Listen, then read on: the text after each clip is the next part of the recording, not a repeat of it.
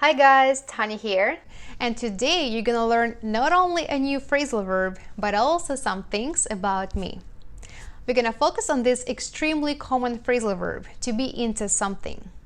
I'm gonna tell you some things about myself and you're gonna listen carefully and try to guess the meaning.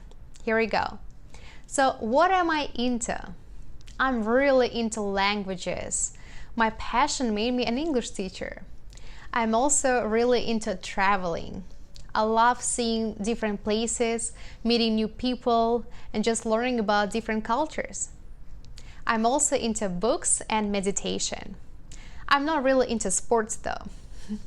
Alright, so if I say that I am into something, does it mean that I really like it or I don't like it? It means that I like it. I'm into angry unicorns. I'm into older women. Mom, I'm really not into jewelry right now. To be into something means that you really like it, you're really interested in it, you really enjoy it. Okay?